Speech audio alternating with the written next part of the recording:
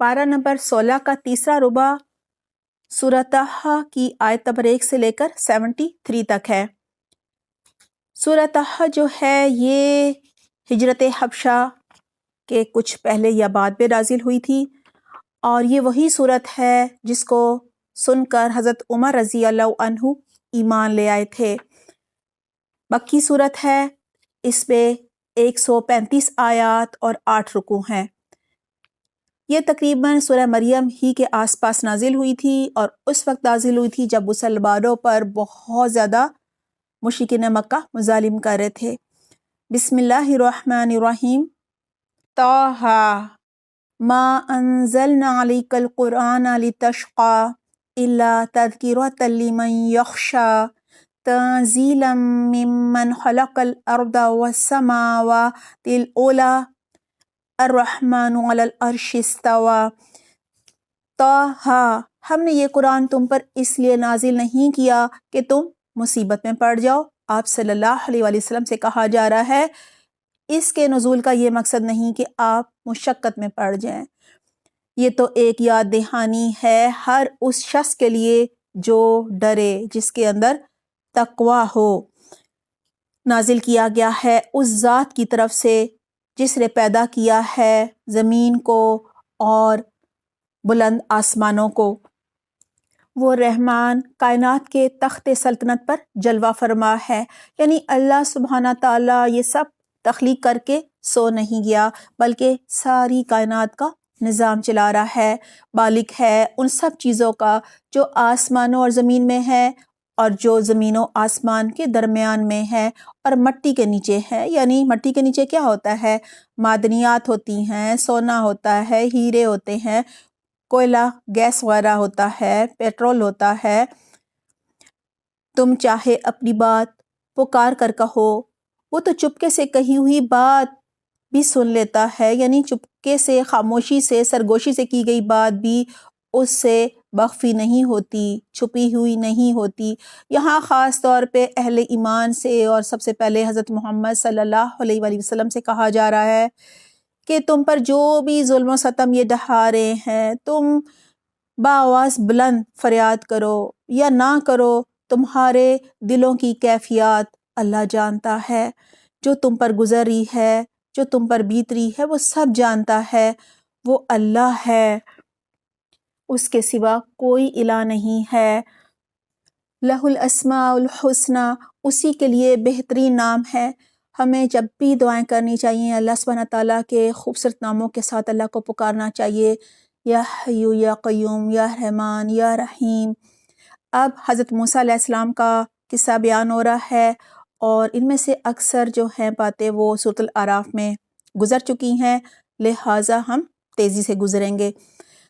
وَهَلْ أَتَاكَ حَدِيثُ مُوسَىٰ إِذْ رَأَىٰ نَارًا فَقَالَ لِأَهْلِهِ امْكُثُوا إِنِّي آنَسْتُ نَارًا لَعَلِّي آتِيكُم مِّنْهَا بِقَبَسٍ أَوْ أَجِدُ عَلَى النَّارِ هُدًى۔ اور تمہیں کچھ موسیٰ کی بھی خبر پہنچی جبکہ اس نے ایک آگ دیکھی اور اپنے گھر والوں سے کہا کہ ذرا ٹھہریے، میں نے ایک آگ دیکھی ہے، شاید کہ تمہارے لیے ایک آدھ انگارہ لے آؤں، یا اس آگ پر مجھے راستے کے متعلق کوئی رہنمائی مل جائے۔ جب وہ مدین سے آ رہے تھے، سرد اور اندھیری رات تھی، راستہ بھی گم ہو گیا تھا، تب کی بات ہے۔ اللہ سبحانہ تعالیٰ نے حضرت موسیٰ علیہ السلام سے کلام کیا تھا، اب اس کا ذکر آ رہا ہے۔ فَلَمَّا أَتَاهَا نُودِيَ يَا مُوسَىٰ إِنِّي أَنَا رَبُّكَ فَاخْلَعْ عَلَيْكَ إِنَّكَ بِالْوَادِ الْمُقَدَّسِ طُوًى۔ وہاں پہنچا تو اللہ کی طرف سے پکارا گیا، اے موسیٰ میں ہی تیرا رب ہوں، جوتیاں اتار دے، تو وادی مقدس طویٰ میں ہے۔ یہاں جوتے جو ہیں وہ تعظیم کے لیے اتارنے کو کہا گیا تھا۔ دیکھیں اللہ سبحانہ تعالیٰ وہاں کلام کر رہے تھے، اس لیے وہ جگہ جو ہے وہ پاک ہو گئی تھی، مقدس ہو گئی تھی۔ پھر اللہ سبحانہ تعالیٰ فرمانے لگے، اور میں نے تجھ کو چن لیا ہے، سن جو کچھ وحی کیا جاتا ہے، میں ہی اللہ ہوں، میرے سوا کوئی الہ نہیں ہے، بس تو میری بندگی کر اور میری یاد کے لیے نماز قائم کر، قیامت کی گھڑی ضرور آنے والی ہے۔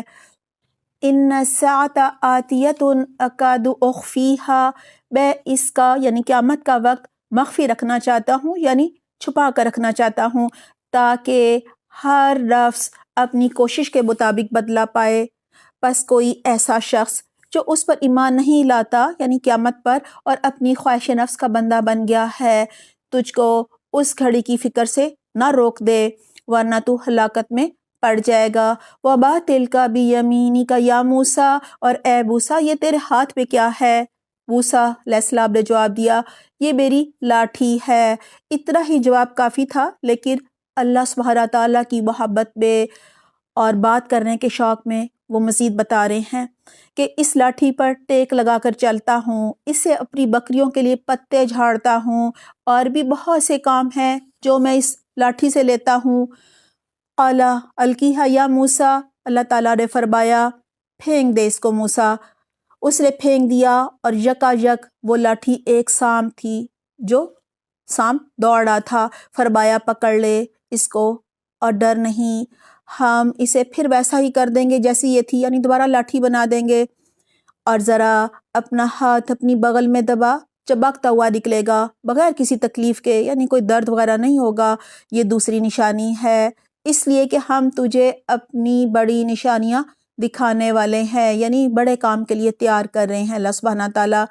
یہی سب کچھ انہوں نے فرعون کے دربار میں کرنا تھا۔ پھر کہہ رہے ہیں اللہ سبحانہ تعالیٰ اذهب الى فرعون انه طغى، اب تو فرعون کے پاس جا، فرعون سرکش ہو گیا ہے۔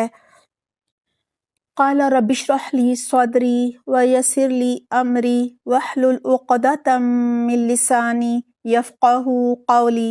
موسیٰ علیہ السلام نے عرض کیا، اے میرے رب میرا سینہ کھول دے اور میرے کام کو میرے لیے آسان کر دے، اور میری زبان کی گرہ سلجھا دے، کیونکہ ان کی زبان میں لکنت تھی، تاکہ لوگ میری بات سمجھ سکیں، اور میرے لیے میرے اپنے خاندان میں سے ایک وزیر یعنی مددگار مقرر کر دے، ہارون جو میرا بھائی ہے، اس کے ذریعے سے میرا ہاتھ مضبوط کر اور اس کو میرے کام میں شریک کر دے، تاکہ ہم خوب تیری پاکی بیان کریں اور خوب تیرا ذکر کریں، تیرا چرچا کریں۔ تو ہمیشہ ہمارے حال پر نگران رہا ہے، یعنی میرے بھائی کو ہارون کو میرا مددگار بنا دے، میری کمر مضبوط کر دے، تاکہ ہم مل کر تیرا ذکر کریں، تیرا ہر طرف چرچا کریں۔ قَالَ قَدْ أُوتِیتَ سُؤْلَکَ یا موسیٰ، فرمایا دیا گیا جو تو نے مانگا اے موسیٰ، ہم نے پھر ایک مرتبہ تجھ پر احسان کیا۔ یاد کر وہ وقت جب کہ ہم نے تیری ماں کو اشارہ کیا، ایسا اشارہ جو وحی کے ذریعے سے ہی کیا جاتا ہے، کہ اس بچے کو صندوق میں رکھ دے اور صندوق کو دریا میں چھوڑ دے، دریا اسے ساحل پر پھینک دے گا، اور اسے میرا دشمن اور اس بچے کا دشمن اٹھا لے گا، یعنی فرعون اٹھا لے گا جو اللہ سبحانہ تعالیٰ کا بھی دشمن تھا اور موسیٰ علیہ السلام کا بھی دشمن تھا۔ دیکھیں ماں کے لیے ایسا کرنا بہت ہی مشکل کام تھا، لیکن اللہ سبحانہ تعالیٰ نے انہیں اشارہ کیا تھا، وحی کی تھی، اور ان کے دل کو تھام لیا تھا۔ وَأَلْقَيْتُ عَلَيْكَ مَحَبَّةً مِّنِّي، میں نے اپنی طرف سے تجھ پر محبت طاری کر دی ہے، یعنی بہت ہی موہنی سی صورت بنائی ہے، جو دیکھتا ہے اسے تم پر پیار آتا ہے، اور ایسا انتظام کیا ہے کہ تم میری نگرانی میں پالا جائے، یعنی بہن بھی ساتھ ساتھ چلتی رہی اس صندوق کے، یہ بھی نگرانی تھی۔ یاد کرو جب کہ تیری بہن چل رہی تھی، پھر جا کر کہتی ہے کہ میں تمہیں اس کا پتہ دوں جو اس بچے کی پرورش اچھی طرح کرے، اس طرح ہم نے تجھے پھر تیری ماں کے پاس پہنچا دیا، یعنی ماں ہی نے تمہیں دودھ پلایا۔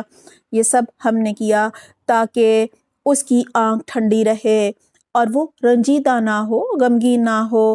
اور یہ بھی یاد کر کہ تو نے ایک شخص کو قتل کر دیا تھا، ہم نے تجھے اس پھندے سے نکالا اور تجھے مختلف آزمائشوں سے گزارا، اور تو مدین کے لوگوں میں کئی سال ٹھہرا رہا، پھر اب ٹھیک اپنے وقت پر تو آ گیا ہے، یعنی یہاں اچانک نہیں آیا، یہ سارا پہلے سے پلان تھا۔ اللہ تعالیٰ کہہ رہے ہیں کہ سب احسان میں نے کیے، تم کو تیار کیا، بادشاہ کے گھر میں تربیت دلائی، وہاں پہ تم رہے اور اب تم میرے کام کے بن گئے ہو۔ اے موسیٰ، میں نے تجھ کو اپنے کام کا بنا لیا ہے، جا تو اور تیرا بھائی میری نشانیوں کے ساتھ، اور دیکھو تم میری یاد میں تقصیر نہ کرنا، یعنی کمی نہ کرنا۔ جاؤ تم دونوں فرعون کے پاس کہ وہ سرکش ہو گیا ہے، اس سے نرمی کے ساتھ بات کرنا، یعنی دشمن سے بھی کس طرح بات کرنی ہے، نرمی کے ساتھ۔ اللہ تعالیٰ ہمیں بھی توفیق دے۔ پھر مزید اللہ سبحانہ تعالیٰ فرما رہے ہیں شاید کہ وہ نصیحت قبول کر لے یا ڈر جائے۔ قال ربنا اننا نخاف ان یفرط علینا او ان یطغى، دونوں نے عرض کیا، یعنی حضرت موسیٰ علیہ السلام نے اور ان کے بھائی ہارون نے، اے ہمارے رب، ہمیں اندیشہ ہے، ہمیں ڈر ہے کہ وہ یعنی فرعون ہم پر زیادتی کرے گا یا پل پڑے گا، کیونکہ وہ بہت ہی ظالم انسان ہے۔ اللہ سبحانہ تعالیٰ نے فرمایا لا تخافا اننی معکما اسمع و ارى، فرمایا ڈرو مت، میں تمہارے ساتھ ہوں، سب کچھ سن رہا ہوں اور دیکھ رہا ہوں۔ جاؤ اس کے پاس اور کہو کہ ہم تیرے رب کے فرستادے ہیں، یعنی اس کے بھیجے ہوئے ہیں، بنی اسرائیل کو ہمارے ساتھ بھیج دے اور ان کو تکلیف نہ دے، ہم تیرے پاس تیرے رب کی نشانی لے کر آئے ہیں۔ وَالسَّلَامُ عَلَىٰ مَنِ اتَّبَعَ الْهُدَىٰ، اور سلامتی ہے اس کے لیے جو ہدایت کی پیروی کرے۔ ہم کو وحی سے بتایا گیا ہے کہ عذاب ہے اس کے لیے جو حق جھٹلائے اور اس سے منہ موڑے۔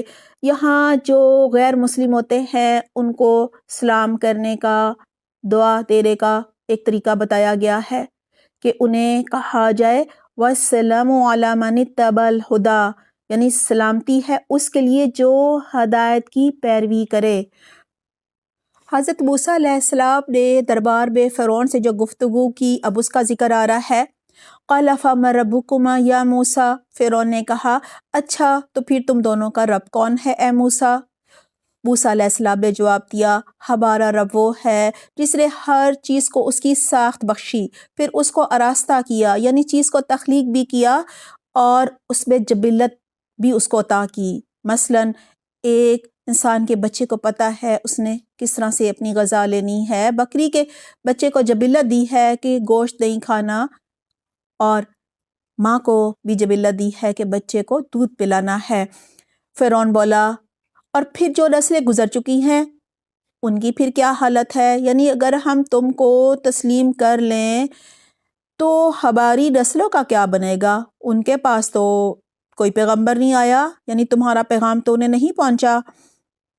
قَالَ عِلْمُهَا عِندَ رَبِّي فِي كِتَابٍ لَا يَضِلُّ رَبِّي وَلَا يَنسَى، موسیٰ علیہ السلام نے کہا اس کا علم میرے رب کے پاس لوح محفوظ میں ہے، ایک نوشتے میں ہے، یعنی مجھے نہیں معلوم، میرا رب نہ چوکتا ہے نہ بھولتا ہے، وہی ہے جس نے تمہارے لیے زمین کا فرش بچھایا، یعنی یہ زمین بنائی اور اس میں تمہارے چلنے کے راستے بنائے اور اوپر سے پانی برسایا، پھر اس کے ذریعے سے مختلف اقسام نکالی، پیداوار نکالی، یعنی بیج ڈالتے ہو اور کیا تناور درخت اگتے ہیں، فصلیں اگتی ہیں، پھل اگتے ہیں، سبزیاں اگتی ہیں، اناج اگتے ہیں، کھاؤ اور اپنے جانوروں کو بھی چراؤ۔ یقیناً اس میں بہت سی نشانیاں ہیں عقل رکھنے والوں کے لیے، یعنی عقل ہو تو یہ سب کچھ نظر آتا ہے، یہ نشانیاں۔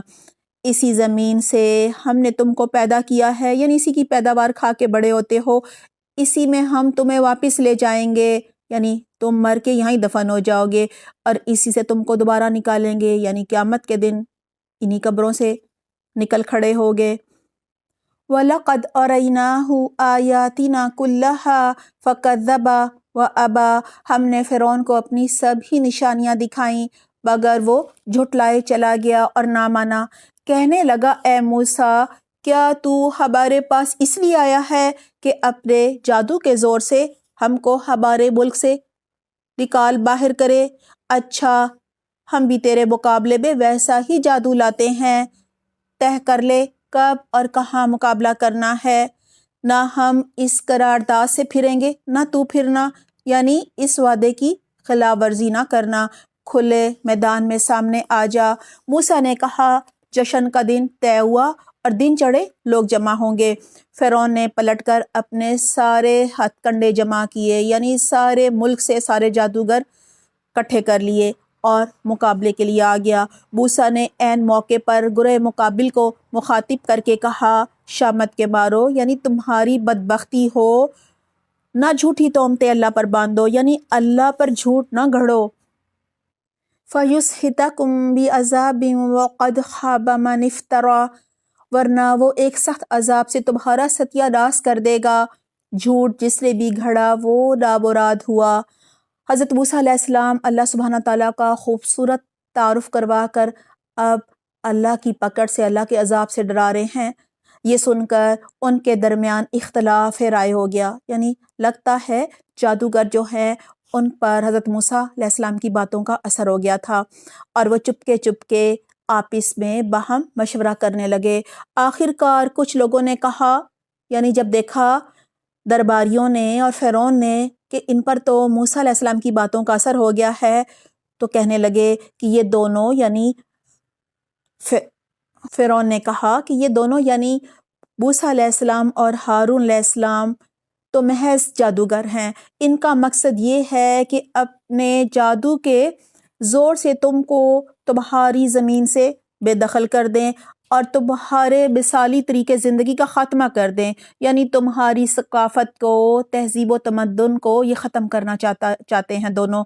اپنی ساری تدبیریں آج اکٹھی کر لو اور ایکا کر کے، یعنی اکٹھے ہو کر میدان میں آؤ، بس یہ سمجھ لو کہ آج جو غالب رہا وہی جیت گیا۔ جادوگر بولے، موسیٰ تم پھینکتے ہو یا پہلے ہم پھینکے؟ موسیٰ نے کہا، نہیں تم ہی پھینکو۔ یکا یک ان کی رسیاں اور ان کی لاٹھیاں ان کے جادو کے زور سے موسیٰ کو دوڑتی ہوئی محسوس ہونے لگی، یعنی وہ سام بن گئی تھیں، بنی تو نہیں تھیں لیکن جادو کی وجہ سے بظاہر ایسے لگ رہا تھا۔ اور موسیٰ علیہ السلام اپنے دل میں ڈر گیا۔ قُلْنَا لَا تَخَفْ إِنَّكَ أَنْتَ الْأَعْلَىٰ، اللہ تعالیٰ کہہ رہے ہیں ہم نے کہا مت ڈرو، تم ہی غالب رہو گے۔ وَأَلْقِ مَا فِي يَمِينِكَ تَلْقَفْ مَا صَنَعُوا إِنَّمَا صَنَعُوا كَيْدُ سَاحِرٍ وَلَا يُفْلِحُ السَّاحِرُ حَيْثُ أَتَىٰ، اللہ سبحانہ تعالیٰ نے فرمایا موسیٰ علیہ السلام کو پھینک دو جو کچھ تمہارے ہاتھ میں ہے، ابھی ان کی ساری بناوٹی چیزوں کو نگلے جاتا ہے، یعنی جو بھی یہ لاٹھیوں سے انہوں نے سام بنا لیے ہیں ان کو تمہارا اژدھا جو ہے وہ نگل لے گا۔ یہ جو کچھ بنا کر لائے ہیں وہ تو جادوگر کا فریب ہے، یعنی وہ تو نظر بندی ہے، اور جادوگر کبھی کامیاب نہیں ہو سکتا، خواہ کسی شان سے وہ آئے، یعنی کوئی بھی تدبیر کر کے لے آئے۔ آخر کو یہی ہوا کہ سارے جادوگر سجدے میں گرا دیے گئے اور پکار اٹھے، آمنا بربی ہارون و موسیٰ، مان لیا ہم نے ہارون اور موسیٰ کے رب کو۔ دیکھیں فرعون اور درباریوں پر کوئی بھی اثر نہیں ہوا، جو بھی باتیں حضرت موسیٰ علیہ السلام نے کہیں، یعنی عوام یہی سمجھی کہ یہ ایک بہت بڑا جادو لے کر آئے ہیں اور فرعون کی باتوں میں آ گئی، لیکن جادوگر جو تھے وہ پہچان گئے حق کو، کیونکہ ظاہر ہے ایک جو جادوگر ہوتا ہے وہ اپنے فن کی لمٹس کو جانتا ہوتا ہے۔ یہی وجہ ہے کہ ان کے اندر اللہ سبحانہ تعالیٰ کی جو معرفت ہے وہ انہیں حاصل ہو گئی، اللہ کا قرب الہی انہیں فوراً محسوس ہو گیا، وہ شعوری ایمان لے کر آگے۔ فرعون نے جب دیکھا کہ اس کے اپنے لائے ہوئے جو جادوگر تھے وہی ایمان لے آئے، اس کے خلاف ہو گئے، قَالَ آمَنْتُمْ لَهُ قَبْلَ أَنْ أَذَنَ لَكُمْ، فرعون نے کہا تم ایمان لے آئے، یعنی اس سے پہلے کہ میں تمہیں اس کی اجازت دیتا، یعنی تمہیں زبان نہیں کھولنی چاہیے تھی۔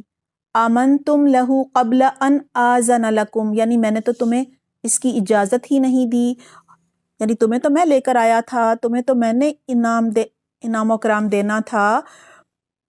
فرعون اب اپنے جادوگروں کو ڈرانے دھمکانے لگا تاکہ وہ مرتد ہو جائیں، کہنے لگا معلوم ہو گیا کہ یہ یعنی کہ موسیٰ جو ہے تمہارا گروہ ہے جس نے تمہیں جادوگری سکھائی ہے، یعنی یہ تمہارا بڑا جادوگر ہے۔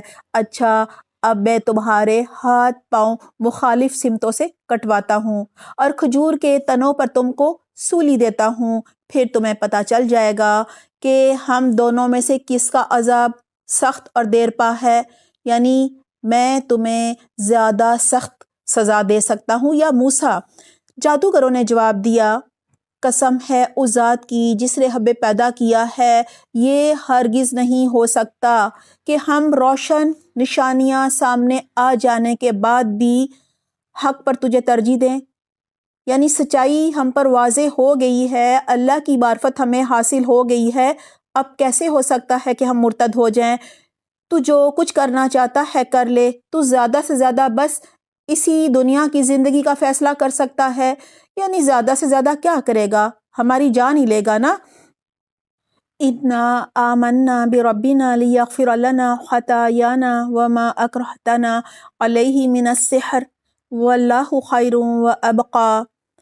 ہم تو اپنے رب پر ایمان لے آئے تاکہ وہ ہماری خطائیں معاف کر دے، اور اس جادوگری سے جس پر تو نے ہمیں مجبور کیا تھا، یعنی اللہ پر ہم شعوری ایمان لے آئے ہیں، اور ہم اللہ سے یہی امید رکھتے ہیں کہ وہ ہماری ساری کمی کوتاہیاں اور یہ جو ہم جادو کیا کرتے تھے تمہارے مجبور کرنے پہ، اسے بھی معاف فرما دے، اللہ درگزر فرما دے۔ اللہ ہی اچھا ہے اور وہی باقی رہنے والا ہے۔ یہ ایمان کی طاقت تھی۔ جادوگر اتنے کم وقت میں پہاڑ جیسا مضبوط ایمان لے آئے تھے، اور اس سے پہلے جن جو ہیں وہ ایک ہی دفعہ اللہ کا کلام سن کر داعیہ دین بن گئے تھے، جس کا ذکر سورہ جن میں بھی ہے۔ جادوگروں نے بھی اللہ سبحانہ تعالیٰ کی توفیق سے موسیٰ علیہ السلام کا معجزہ دیکھ کر اللہ کو پا لیا تھا، اللہ کی معرفت حاصل ہو گئی تھی۔ اصحاب الکہف کی طرح اب اپنا ایمان بچانے کے لیے جان تک دینے کو تیار ہو گئے تھے۔ تھوڑی دیر پہلے دیکھیں وہ فرعون سے صلہ مانگ رہے تھے کہ ہمیں کیا انعام دو گے، اب ان کی ساری جو امیدیں ہیں وہ اللہ سبحانہ تعالیٰ سے وابستہ ہو گئی تھیں، اب وہ صرف اپنے رب کی رضا چاہتے تھے۔ پارہ نمبر 16 کا تیسرا ربع سورہ طٰہٰ کی آیت نمبر 1 سے لے کر 73 تک ہے۔ عمل کے پوائنٹس نوٹ کر لیجئے۔ آیت نمبر 6 اور 7، ہمیں ہر عمل اللہ سے ڈرتے ہوئے کرنا ہے، کیونکہ اللہ سبحانہ تعالیٰ ہمارے ہر عمل کو دیکھ رہا ہوتا ہے، ہماری سوچوں کو، ہمارے خیالات کو، ہماری نیتوں کو، ہمارے ارادوں کو وہ جانتا ہے۔ ہم بلند آواز میں فریاد کریں یا سرگوشی میں کریں، وہ سب جانتا ہے، سب اس کے علم میں ہوتا ہے۔ لہٰذا ہم جو بھی عمل کریں اللہ کو حاضر ناظر جان کے کریں کہ اللہ ہمیں دیکھ رہا ہے، اللہ سن رہا ہے، اللہ جان رہا ہے۔ آیت نمبر 12، جن جگہوں پر اللہ سبحانہ تعالیٰ کا ذکر ہوتا ہے، اللہ سبحانہ تعالیٰ کا دین پڑھایا جاتا ہے، عبادت کی جاتی ہے، وہاں تعظیم کے طور پر جوتے اتار کر جانا چاہیے، مثلاً مسجدوں میں اور مدرسوں وغیرہ میں۔ آیت نمبر 25 سے لے کر 28 تک، 25 سے 28، ہمیں دینی مجلس کے آغاز میں یہ دعا پڑھنی چاہیے، رب اشرح لی صدری ویسر لی امری واحلل عقدۃ من لسانی یفقہوا قولی رب زدنی علما اللہم فقہنا فی الدین، تاکہ ہمارے لیے وہ کام آسان ہو جائے، ہمارا سینہ کھل جائے، ہماری بات دوسروں کو سمجھ آ جائے۔ آیت نمبر 29 سے لے کر 38 تک، ہمیں دین کے کاموں کے لیے دوسروں کو اپنا مددگار بنانا چاہیے۔ آیت نمبر 39 سے 42 تک، ہمیں بھی اپنی زندگی میں اللہ سبحانہ تعالیٰ کے کیے گئے تمام احسانات کو یاد رکھنا چاہیے، اور اللہ کی شکر گزاری کے لیے اللہ کے دین کو فروغ دینا چاہیے، دین کی سربلندی کے لیے ہر طرح کی کوشش کرنی چاہیے۔